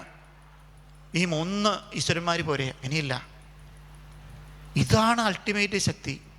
ഈ അൾട്ടിമേറ്റ് ശക്തിയിൽ നിന്നും നമ്മളെവിടെ നിൽക്കണമെന്ന് നമ്മൾ പഠിക്കണ്ടേ? അതായത് ഈ മൂന്ന് കാര്യങ്ങളും നമുക്കൊക്കെ ചിന്തിക്കുന്നതിൻ്റെ വളരെ വളരെ വളരെ മുകളിലാണ്. നമുക്ക് ഈ പറഞ്ഞ പോലെ നമുക്കൊരു സംശയം വരുമ്പോൾ, നമുക്ക് ഏതെങ്കിലും വിഷയത്തിൽ സംശയം വരുമ്പോൾ ലോകത്ത് നോബൽ സമ്മാനം കിട്ടിയ ഒരാളുടെ അടുത്ത് നിന്ന് ഉപദേശം വാങ്ങണം നമുക്ക് മോഹമൊക്കെ ഉണ്ട്. നമുക്ക് അങ്ങോട്ടെങ്കിൽ എത്താൻ പറ്റില്ലെന്ന് നമുക്ക് നന്നായിട്ടറിയാം. അപ്പോൾ ഏറ്റവും അടുത്തുള്ള ഒരു സയൻസ് മാഷിൻ്റെ അടുത്തെങ്കിലും നമുക്ക് പോയി ചോദിക്കണ്ടേ? അല്ലെങ്കിൽ നമുക്ക് കണക്ട് ചെയ്യാൻ കഴിയുന്നിടത്ത് നമുക്ക് പോകണ്ടേ? ഈ ഒരു ചിന്തയിൽ നിന്ന് നമുക്ക് എല്ലാ ഈശ്വരന്മാരുടെയും ഒരു പ്രത്യേകത നമുക്ക് കണ്ടുപിടിക്കാൻ പറ്റും. നമുക്ക് എന്തിനാണ് ഇത്രയധികം ഈശ്വരന്മാരെന്നൊക്കെ നമുക്ക് പലരും ചിന്തിച്ചിട്ടുണ്ടാവും, അല്ലെങ്കിൽ ബാക്കിയുള്ളവർ നമ്മളോട് ചോദിച്ചിട്ടുണ്ടാവും, മറ്റ് മതസ്ഥരൊക്കെ നമ്മളോട് ചോദിച്ചിട്ടുണ്ടാവും. അവർക്കൊക്കെ ഒന്നോ രണ്ടൊക്കെ ഇല്ലുള്ളൂ. നമുക്ക് ധാരാളം ഉണ്ട്, ധാരാളം എന്നല്ല, കോടാനുകൂടി ഈശ്വരന്മാരുണ്ട്. അത് നമ്മളെല്ലാവരും ഈശ്വരനായിട്ടാണ് കാണുക. ഈ ഭൂമിയിലുള്ള എല്ലാ ജീവജാലങ്ങളും ഈശ്വരന്മാരാണ്. അപ്പം നമുക്ക് എല്ലാവരും ഈശ്വരന്മാരാണ്. അല്ലെങ്കിൽ പക്ഷേ അതിൽ തന്നെ നമ്മൾ കുറേയേറെ ഈശ്വരന്മാരെ നമ്മൾ കാണുന്നുണ്ട്, ഇഷ്ടപ്പെടുന്നുണ്ട്. അവരെ എങ്ങനെയാണ് നമ്മൾ മനസ്സിലാക്കുക? എന്തുകൊണ്ടാണ് നമുക്ക് കുറേയേറെ ഈശ്വരന്മാർ നമുക്ക് ഉണ്ടാവേണ്ടത്? അത് നമുക്ക് പല ആവശ്യങ്ങളല്ലേ നമുക്ക് വരിക. നമുക്ക് എന്തൊക്കെയാണ് നമുക്ക് ആവശ്യങ്ങൾ ഉണ്ടാവുക? നമ്മളിപ്പോൾ എന്തെങ്കിലും ഒരാവശ്യം വരുമ്പോൾ നമുക്ക് എല്ലാ കാര്യങ്ങളും നമ്മൾ ഒരാളോട് തന്നെ ചോദിക്കുമോ? നമുക്കൊരു വിഷയത്തിൽ, നമുക്കൊരു കാര്യത്തിൽ നമുക്ക് സംശയം വരികയാണെങ്കിൽ, ഇപ്പോൾ ഞാൻ എന്താ ചെയ്യുന്ന തൊഴിൽ ബിസിനസ്സാണ്, അപ്പോൾ ഞാൻ ഈ പറഞ്ഞ എൻ്റെ തൊഴിലിനെ ബാധിക്കുന്ന ഒരു കാര്യമാണെങ്കിൽ ഞാൻ അതുമായിട്ട് ബന്ധപ്പെട്ട ഒരാൾ ചോദിക്കും. എനിക്ക് ആധ്യാത്മികമായിട്ടൊരു കാര്യം മനസ്സിലാക്കണമെങ്കിൽ ഞാൻ ബ്രഹ്മകൃഷ്ണൻ്റെ അടുത്ത് വരികയുള്ളൂ. ഞാൻ വേറെ ഒരു വിഷയത്തിലാണ് എനിക്ക് സംശയമെങ്കിൽ ഞാൻ അവരുടെ അടുത്ത് പോവില്ലുള്ളൂ. അപ്പോൾ ഓരോ ക്ഷേത്രങ്ങളിലും അല്ലെങ്കിൽ ഓരോ ഈശ്വരന്മാർക്കുമുള്ള വ്യത്യസ്തമായിട്ടുള്ള കഴിവുകളെയാണ് നമ്മൾ ഓരോ ക്ഷേത്രങ്ങളിൽ പോയി ഓരോ ഈശ്വരന്മാരിലും, ആ ക്ഷേത്രങ്ങളിൽ വിവിധ ക്ഷേത്രങ്ങളിലെ വിവിധ ഈശ്വരന്മാരിലൊക്കെ നമുക്ക് കാണാൻ കഴിയുക. അവരെ നമുക്ക് എങ്ങനെ മനസ്സിലാക്കാമെന്നുള്ളതാണ് അതിലേറ്റവും രസമായിട്ടുള്ളൊരു കാര്യം. നമ്മളെങ്ങനെയാണ് ഈശ്വരനെ മനസ്സിലാക്കുക? നമ്മളിപ്പോൾ നമുക്ക് മഹാഗണപതി എങ്ങനെ മനസ്സിലാക്കാം? നമ്മളിപ്പോൾ മള്ളിയൂർ മഹാഗണപതി ഈശ്വരൻ്റെ മുമ്പിലാണ്, മഹാഗണപതി മൂർത്തിയുടെ മുമ്പിലാണ് നമ്മളിരിക്കുന്നത്. എങ്ങനെയാണ് ഗണപതിയെ നമുക്ക് മനസ്സിലാക്കാൻ പറ്റുക? ഗണപതി എങ്ങനെയാണ് നമ്മൾ കാണുക? കാരണം എന്താ വെച്ചിട്ടുണ്ടെങ്കിൽ വരുന്നുണ്ട്, നമ്മൾ ഈശ്വരനെ കാണുന്ന ആ ഒരു ഭാവവും രൂപമൊക്കെ അതങ്ങനെ തന്നെ വേണം നമ്മുടെ ഉള്ളിൽ. അത് നമ്മൾ എന്താ പറയുക, നമ്മുടെ പൂർവികർ, നമ്മുടെ ആചാര്യന്മാരൊക്കെ നമ്മളെ പഠിപ്പിച്ച ആ ഒരു മനോഹരമായിട്ടുള്ള രൂപമാണ്. ആ ഒരു ഇഷ്ടം അതൊന്നും ഒരിക്കലും നമുക്ക് മാറരുത്. നമുക്ക് ആ ഈശ്വരനെ ആ ഒരു ഭംഗിയിൽ കാണാൻ തന്നെയാണ് നമുക്കിഷ്ടം. ആ ഈശ്വരന് നമുക്ക് ഇന്ന ഭക്ഷണം കൊടുക്കുകയാണ് അദ്ദേഹത്തിന് ഏറ്റവും ഇഷ്ടം നമുക്കറിയാമെങ്കിൽ അത് തന്നെ കൊടുക്കുകയാണ് വേണ്ടത്. പക്ഷേ ഇതെങ്ങനെ നമുക്ക് മനസ്സിലാക്കാം എന്നുള്ളതാണ് ഏറ്റവും വലിയ ചിന്ത. ഈശ്വരനെ നമുക്ക് എങ്ങനെയാണ് മനസ്സിലാക്കാൻ പറ്റുക എന്നുള്ളതാണ്. മഹാഗണപതിയെ നമുക്കൊന്ന് മനസ്സിലാക്കാൻ നമുക്കൊന്ന് ശ്രമിക്കുക. ഗണപതിയൊക്കെ ഒന്ന് ആലോചിക്കുക. ആനയുടെ തലയുള്ള മനുഷ്യൻ്റെ രൂപമുള്ള ഒരു ഈശ്വരനല്ലേ മഹാഗണപതി. മനുഷ്യൻ്റെ രൂപത്തിന് മുകളിൽ ആനയുടെ തലയാണ്. നമുക്കിതിനെ ഒന്ന് ചെറുതായിട്ടൊന്ന് മാറി ഒന്ന് ചിന്തിച്ച് നോക്കൂ. ആനത്തലയുള്ള മനുഷ്യൻ്റെ ഈ ശരീരത്തിൽ തന്നെ ആനത്തലയുള്ള ഒരു ഈശ്വരൻ, അതായത് ബുദ്ധിയുടെ എക്സ്ട്രീം, അതായത് എന്ത് മാത്രം വേണമെങ്കിലും എന്ത് കാര്യത്തിൽ ചോദിച്ചാലും ടകാന്ന് സൊല്യൂഷൻ തരാൻ കഴിയുന്ന ഒരു ഈശ്വരൻ വേറെ ഉണ്ടോ? നമ്മളെ എല്ലാ കഥകളിൽ കൂടെ നമ്മളെ പഠിപ്പിക്കണം എന്താണ്? എല്ലാ ഗ്രന്ഥങ്ങളിൽ കൂടെ നമ്മളെ പഠിപ്പിക്കണം എന്താണ്? വിഘ്നേശ്വരനാണ് മഹാഗണപതി. നമുക്ക് വിഘ്നങ്ങൾ ഉണ്ടാവില്ല. എന്ത് ചെയ്യുന്നതിന് മുമ്പും ഗണപതിയെ പ്രാർത്ഥിക്കാതെ പോകരുത്. ഗണപതിയെ പ്രാർത്ഥിച്ചിട്ട് പോയാൽ വിഘ്നങ്ങൾ ഉണ്ടാവില്ല. നമ്മൾ ജീവിതത്തിൽ എന്താ ചെയ്യുക? നമ്മൾ എന്ത് ചെയ്യുമ്പോഴെന്താ ചെയ്യുക? നമ്മൾ ആരോടെങ്കിലും ഒരാളുടെ അഭിപ്രായം ചോദിക്കും. നമുക്ക് ഏറ്റവും വിശ്വാസമുള്ള ഒരാളോട്. ഇപ്പോൾ അച്ഛനാണ് ഏറ്റവും വിശ്വാസമെങ്കിൽ, അച്ഛൻ കൂടെ ഉണ്ട് എന്നുണ്ടെങ്കിൽ നമ്മൾ അച്ഛനോട് ചോദിക്കുക, അച്ഛാ ഇത് ചെയ്താലോ? നീ ചെയ്തോളൂ, വരണയിടത്ത് വെച്ച് കാണാം, പ്രശ്നമുണ്ടോ നമുക്ക് നോക്കാം. അങ്ങനെ ഒരൊറ്റ വാക്ക് നമ്മൾ കേൾക്കുമ്പോൾ, ഒരൊറ്റ വാക്ക് കേൾക്കുമ്പോൾ നമ്മുടെ ധൈര്യം എത്രയാണ്. നമ്മുടെ ചുറ്റും ആരെങ്കിലും ഉണ്ടാവില്ലേ നമുക്കൊരാൾ? ഇല്ലാതെ വരുമ്പോഴാണല്ലോ നമ്മൾ ഫ്ലക്സേറ്റർ ആവുക. നമ്മുടെ മഹാഗണപതി അതല്ലേ, ആ വിഘ്നേശ്വരനല്ലേ. നമ്മൾ എന്തുകൊണ്ടാണ് എപ്പോഴും, അല്ലെങ്കിൽ ഏത് കാര്യം ചെയ്യുമ്പോഴും ഏത് പൂജ ചെയ്യുമ്പോഴും നമ്മൾ ഗണപതിയെ തന്നെ വിചാരിച്ച് നമ്മൾ പോവുക? മാറ്റിത്തരും. എന്താണെന്ന് വെച്ചാൽ ആ ഈശ്വരൻ്റെ സ്വഭാവം അതാണ്. ഏറ്റവും വലിയ ബുദ്ധിമാനായിട്ടുള്ള ഈശ്വരനാണ് ഗണപതി. അപ്പോൾ എന്താണ് നമ്മൾ ഭഗവാന്റെ അടുത്ത് പോയി പ്രാർത്ഥിക്കേണ്ടത്? നമ്മൾ ഒരിടത്ത് പോയിട്ട് എന്താ ചോദിക്കേണ്ടത്? എങ്ങനെയാണ് നമ്മൾ പ്രാർത്ഥിക്കേണ്ടത്? നമ്മുടെ എല്ലാ ആവശ്യവും പോയി എല്ലായിടത്തും പോയി പറഞ്ഞിട്ട് കാര്യമുണ്ടോ? അപ്പോൾ നമുക്ക് ഒരു ഈശ്വരനെ മനസ്സിലാക്കുമ്പോൾ ആ ഈശ്വരൻ്റെ അടുത്ത് പോയി എങ്ങനെ പ്രാർത്ഥിക്കണം എന്നും കൂടെ പഠിക്കണം വേണ്ടേ? മനസ്സിലാക്കണ്ടേ? പഠിക്കുക എന്നുള്ളതല്ല, മനസ്സിലാക്കണ്ടേ? നമുക്കറിയാവുന്ന ഒരാളുടെ അടുത്ത് അങ്ങോട്ട് പോയി ചോദിക്കുമ്പോൾ അവരിൽ നിന്ന് നമുക്ക് ഒരു പഠിക്കാനുണ്ടാവും. ഇപ്പോൾ ഞാനിപ്പോൾ ഒരാളെ കാണാൻ പോകുമ്പോൾ എന്താ നമ്മൾ ചിന്തിക്കുക? ആ ആളുടെ കയ്യിൽ നിന്ന് എനിക്ക് എന്ത് കിട്ടുന്നില്ല ചിന്തിക്കുക. അപ്പോൾ അതേ ഇവിടെ ഇതിനെ പ്രാർത്ഥിക്കുമ്പോഴും കിട്ടുക. അപ്പോൾ ഇവിടെ പ്രാർത്ഥിക്കുമ്പോൾ നമ്മൾ കിട്ടേണ്ടത് എന്താണ്? ഈശ്വര, എനിക്ക് ബുദ്ധി തരണേ, എനിക്ക് ചിന്തിക്കാനുള്ള കഴിവ് തരണേ, എനിക്കൊരു പ്രശ്നം വന്നാൽ പരിഹാരം അല്ലെങ്കിൽ സൊല്യൂഷൻ കാണാനുള്ള കഴിവ് തരണേ. അപ്പം എനിക്ക് സത്യത്തിൽ ഈശ്വരൻ്റെ ഒരു സ്വഭാവമാണ് എനിക്ക് വേണ്ടത്. ഈശ്വരൻ്റെ സ്വഭാവം എൻ്റെ സ്വഭാവത്തിലേക്ക്, എൻ്റെ ഈശ്വരനിലേക്ക് എനിക്ക് അവിടെ കണക്ട് ചെയ്താണ് കിട്ടേണ്ടത്. ഈശ്വരൻ്റെ ആ ഒരു ബുദ്ധി എന്നിലേക്ക് എനിക്ക് കിട്ടുകയാണ് വേണ്ടത്. അപ്പം ഈശ്വരൻ ആ സ്വഭാവം ചെയ്യുന്നത് എൻ്റെ അപ്പുറം നിന്ന് വേറൊരിടത്ത് പോയി എനിക്ക് ചെയ്തിങ്ങോട്ട് തരികയല്ല, അവിടുന്ന് ഉണ്ടാക്കി. നമ്മളിപ്പോൾ 100 രൂപ കൊടുത്താൽ ചെയ്തിങ്ങനെ ഉണ്ടാക്കി ഇങ്ങോട്ട് തരികയല്ല ചെയ്യുക. ആ ഈശ്വരൻ നമ്മളിലേക്ക് വന്ന് നമ്മുടെ സ്വഭാവത്തിൽ മാറ്റം വരുത്തി ആ ഈശ്വരൻ്റെ ബുദ്ധിയും ചിന്തയും ഒക്കെ നമുക്ക് തന്ന് നമ്മളെ വേറെ രീതിയിൽ ഒരു പ്രശ്നം വരുമ്പോൾ, ഒരു കാര്യത്തിന് വേണ്ടി ചിന്തിക്കുമ്പോൾ നമുക്ക് മനസ്സിലാക്കി പോകാൻ നമ്മളെ കേപ്പബിൾ ആക്കുകയാണ് നമ്മളാക്കുക. ഇത് മനസ്സിലാക്കാൻ അടുത്ത ഏറ്റവും വലിയ എളുപ്പ വഴി എന്താണ്? ഒരു ഈശ്വരനെ മനസ്സിലാക്കാൻ.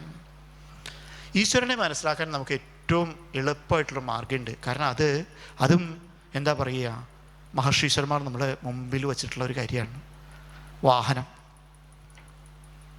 നമ്മൾ ക്ഷേത്രത്തിൽ വാഹനം നമ്മൾ കാണും. നമ്മൾ വാഹനം എന്ന് പറയുമ്പോൾ ഭഗവാൻ യാത്ര ചെയ്യുന്ന വാഹനമായിട്ടാണ് കണക്കാക്കുക.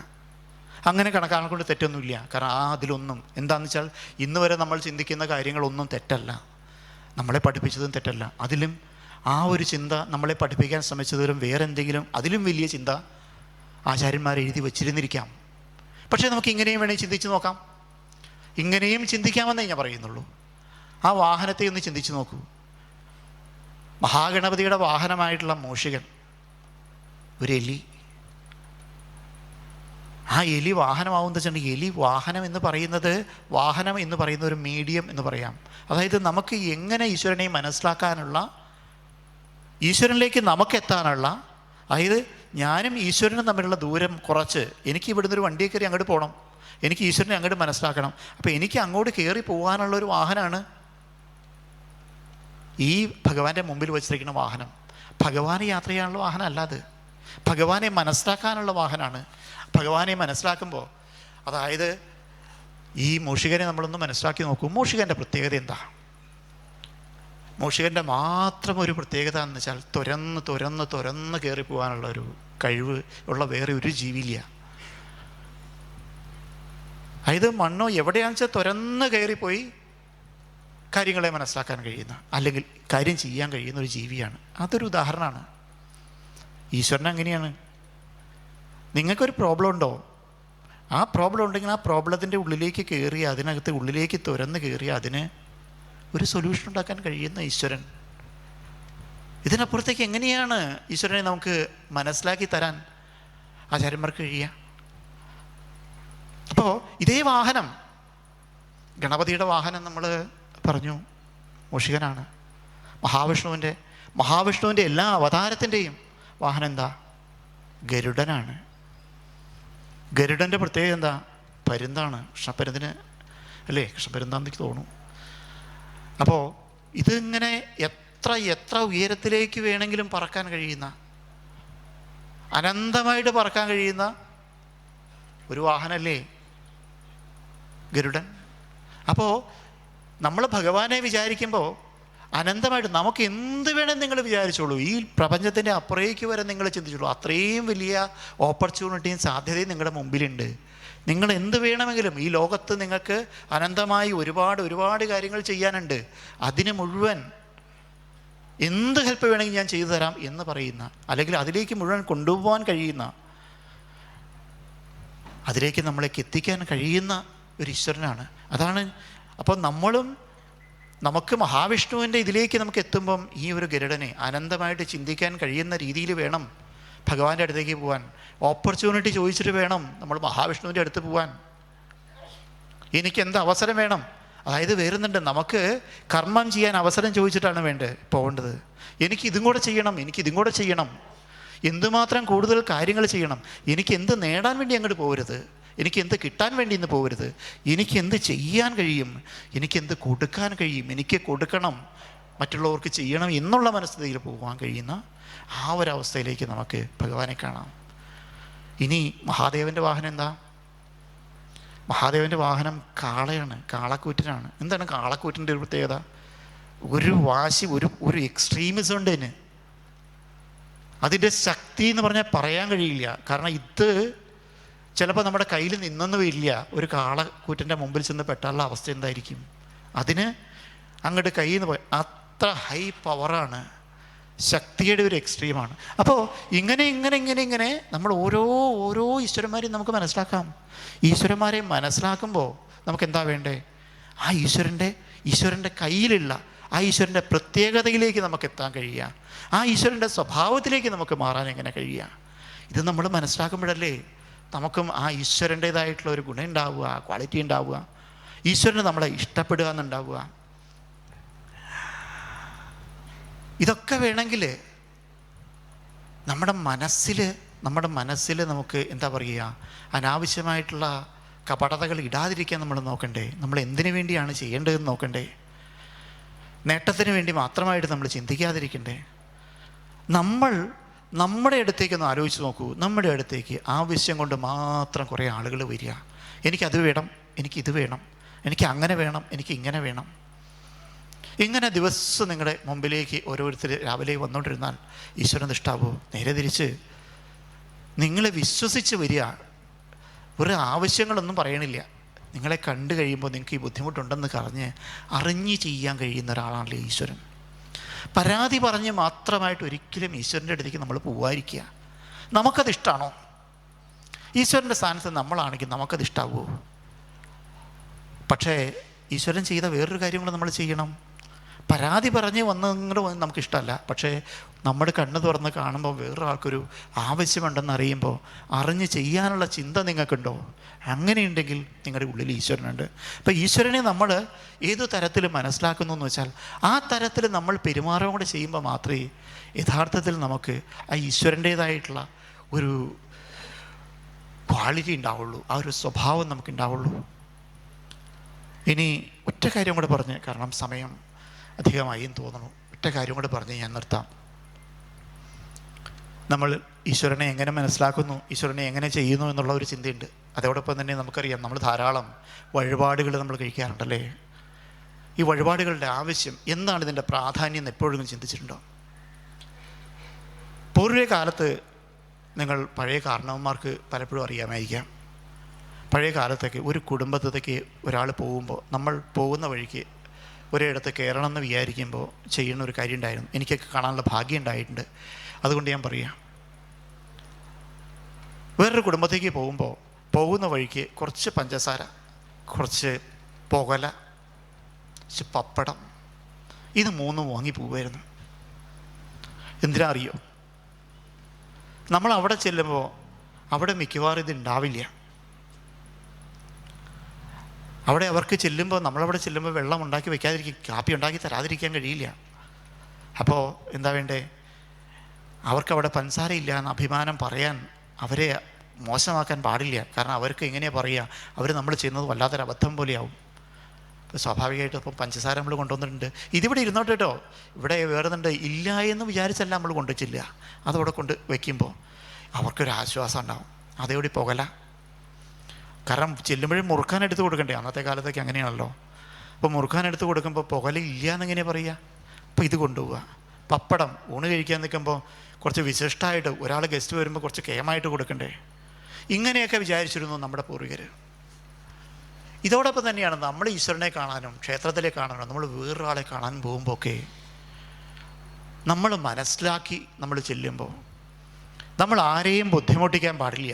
നമ്മൾ ശരിക്കും അവിടുന്ന് നേട്ടത്തിനല്ല, അവർ നമ്മളെ അറിഞ്ഞ് നമ്മളുടെ കൂടെ നിൽക്കും എന്ന് അറിഞ്ഞ് നമ്മൾ മറ്റുള്ളവർക്ക് ചെല്ലുമ്പോൾ അതിൻ്റെ ഒരു ഫലം വ്യത്യാസമില്ലേ?